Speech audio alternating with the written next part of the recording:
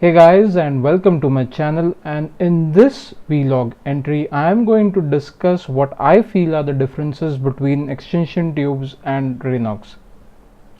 Before Raynox came into the mainstream of macro photography and is being used by a lot of photographers, extension tubes was one of the key accessory that was available before Raynox came in.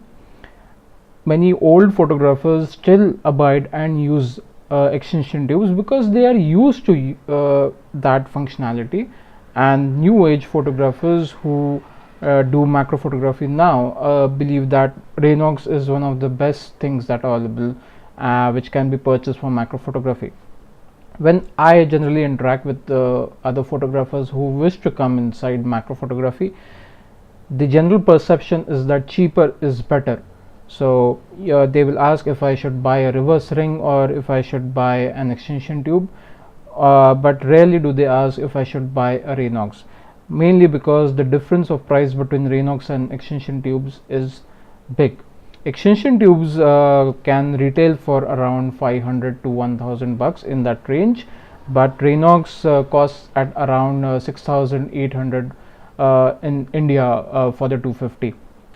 But mind you that the extension tubes that are available in that bracket are completely manual. There is no aperture control, there is no exposure control, and there is no autofocus, and nothing is there. It's just plain tubes. In fact, with the Raynox, because it is an achromat, it sits in front of your host lens and all your electronics perform as is. Well, if you will ask me, then there are electronic extension tubes available on the market, but the good ones which perform well are of Kenko, and if you want to purchase them specifically in India, they are retailing at around anywhere between 8000 to 12,000 range. So if you want to buy an autofocus system for the extension tube, then as well as you can buy the Raynox. I'm not going to go deep into the technicals between the difference between extension tube and Raynox, but try to make, or maybe try to put forward what I think can be key differences in a simple language. So what does an extension tube look like? Well, it's pretty simple. All you have are these tubes. So you have 1, 2 and 3. These are the 3 sets that are available. The silver point of contact, this attaches to the lens, and if you the tubes are set into 3 sets of so you have the first one, which is the shortest then you have second one, which is somewhere medium, and then you have the third, which is the biggest one. So as you extend your lens further from the camera, you're going to get more magnification. How do you attach the extension tube? Pretty simple. The silver part will go to the lens, and if you want the shortest magnification in our what we have now here, what I'll do is only screw this in,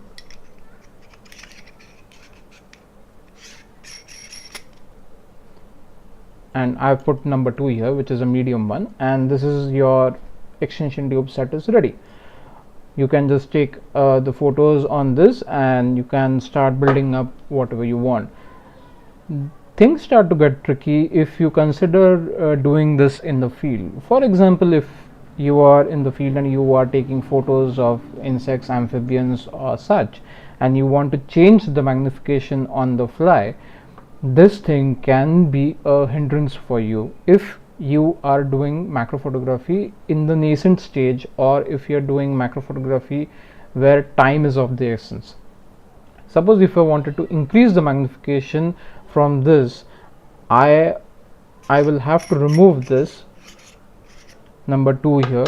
Suppose I want to extend my magnification further to all the 3 tubes combined, then I'll have to put number 3, I'll have to put number 2,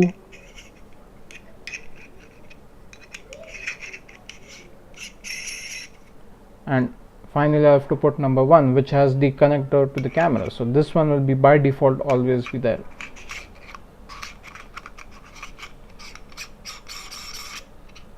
Now the tube is ready, but mind you, when the lens is also attached to the tube set. The lens is detached from the camera. This can be a problem if you're in, especially in the rainforest where it is raining and you want to take photos on the fly. You have to take your camera apart, and your camera can be exposed to moisture. So this is where I saw in Kurg, where when you're removing the extension tube and apply or putting it back again, you are exposing the camera for a little bit amount of time, but there is a chance of moisture and other dust that can go in. Compared to this, if you check Raynox is nothing but an acromat, and it comes with its own adapter. I've done Raynox tutorials before and videos before. They are on my channel and I'll put them in the description. But all it is a lightweight solution for macro. So it comes with a universal adapter, and it goes on for every filter thread, which is 52 to 67 mm, and the Raynox itself screws in and out.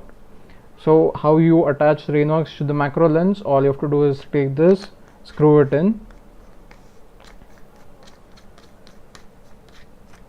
take your host lens. It may be a telephoto, it can be a macro lens. In my case, this is the 100 mm macro lens. All I have to do is snip it here, and your setup is done.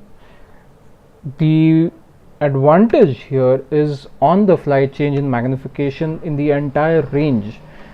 So if I don't want magnification beyond 1:1, all I have to do is remove the Raynox, and my macro lens will perform till 1:1 and infinity in the entire range. What it means is that I can take photos of in the infinity to in between range. I can take photos of snakes, frogs, big butterflies, and as I start to come close to the insects, 1:1 range will be useful there. And if I think I now need more magnification, all I have to do is put the Raynox in and it is done. Relatively, there is the moisture exposure is less. Of course, putting in and out can bring some drops here, but that is a very minor thing. You can clean it off with a piece of cloth and something like that. When I said earlier that Raynox does not have any point of contact, this again comes to the picture when you are changing the aperture on the fly. Now mind you, the auto extension tubes have all electrical contacts, so they are going to behave the same, but in this case we are talking about the budget friendly extension tubes, so here absolutely no contact at all. So for example, you have, how do you set the aperture on the extension tube? In case of Canon, all you can do is set the aperture, example for f8, push the DOF preview button and then remove the lens. This locks the aperture down as is, and you can attach the lens to the extension tube and it will then be there on your camera and you can shoot it. But what happens if you want to shift from f8 to f14 in the next shot? Again, the process has to be repeated. You have to remove the lens, again put it on the camera, shift it to f14, again push the DOF preview button and then again put on the tube, and then you can take the photo at f14. Of course, this thing doesn't apply if you are using a completely manual lens, say the old style Nikkor lenses where you had the aperture control ring there. Then putting that lens on the extension tubes works fantastic. You have aperture control technically on the fly. Having no aperture control also is a key factor when you are trying to focus or when you are trying to look, you're searching for subjects through the viewfinder. If your aperture is pre-stopped down at say f8, your viewfinder is also dark, unlike when you're using at 2.8. Because it is a f8, the light is going to come less even in the viewfinder, and you may pose some problems when you're trying to search for subjects. This is not the case with Raynox, because Raynox is not interfering at all with any kind of electrical contact. It is just sitting on top of the lens. Your host electronics are running as is. There is absolutely no change in it. What new people who use Raynox say to me is that they can't see things properly, or they can't see the subjects properly when they're trying to focus. Probably the main problem in this is because the optics is combined with the host lens. This generates a different kind of a vision, and this can be the difference if you are migrating from extension tubes to Raynox. That can be a problem when you're trying to search for subjects, but my general suggestion for all these folks is you try Raynox first in your house on inanimate objects, whether it is a ballpoint pen, a pencil, scissors, something which doesn't move at all, and spend some time in mastering that Raynox inside first before venturing out into the field. The common thing people do is buy the Raynox and immediately they start going on the field and then expect they'll get fantastic photos. But like any other style of lens that you use, say for any kind of wildlife, even Raynox has its own curve built in. You have to go and you have to spend some time in mastering that lens, that achromat, together with the combination that you are using, and then you will start to see how Raynox can enhance your macro photography. Maybe what others also think is that Raynox is too costly to purchase, but I personally think it's sort of an investment. The beauty of Raynox is because it runs on a universal adapter and it runs on a almost flexible filter thread. You can use Raynox on DSLRs, you can use Raynox on bridge cameras, anything that has a filter thread. So tomorrow, if you want to shift now from a DSLR to a bridge camera, where all-in-one solution is where you're looking at, Raynox is still going to function on that camera if it has a proper filter thread. Unlike extension tubes, which are set on one particular camera brand, Raynox is universal across the camera brands. It sets on the host lens, and generally the telephoto lens works best with Raynox. 1855 plus Raynox, it may not give you magnification a lot, it will give you vignetting, but if you use Raynox on 55-250 EFS for Canon or 7300 for the others, then you're going to start to see magnification slowly building up as you increase the telephoto range. In terms of extension tubes, shorter focal lengths work best. So 1855 kit lens with extension tubes, one of the big things that people generally use is 50 mm along with extension tubes. I think then it all boils down to how much money you have and how much you want to invest in macro photography. If you have a telephoto and you buy Raynox, of course you can keep on continuing using Raynox and telephoto, but if you want to progress even further at that particular point of time, you will think then you require a macro lens. But Raynox is still going to be there on your macro lens. It is not going to go anywhere. It will be an addition and more powerful in terms when you will be using the macro lens and Raynox. Resolution also matters, so it is not something that only magnification is important in a photo, but you have to have sharpness in that resolution when you're going to take that photo. This is where Raynox shines very beautifully all across the frame. So I have friends who are using Raynox on Olympus cameras, I have friends using on Nikon, Canon, Sony, and everybody say that Raynox performs beautifully on any lens that you use. So it's all about the optics, but in terms of extension tube, it is extremely cheap, but you will start to see problems as you take photos in the field regularly. So if you are a person who only like to take photos for your own records or for your own collection and you don't want to spend a lot, then extension tubes can be a good purchase. But if you are serious about, or you want to get serious about macro photography on a budget and don't believe that only cheap is going to work out, then Raynox is going to be a very good purchase for you. And I think they are built to last given how they are structured. So I have been using these from 2006 and they have fallen from my hands, they have fallen from the cameras a lot, and still they have survived, and they work extremely beautiful. People also use Raynox for studio macro photography, where they attach microscope objectives to Raynox and then use the Raynox as an infinity set lens.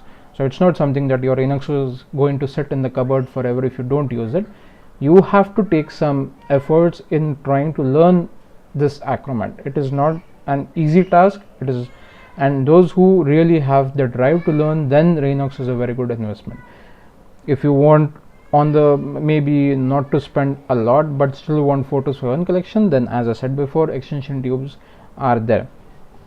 Some of my friends have also said that there is a chance of light leak when you're using extension tube. Depends on the brand, because if the gaps are not sealed properly, then light can come through, and which can pose a problem in your contrast when you're taking the photo. So it will look kind of hazy, it will not be colorful.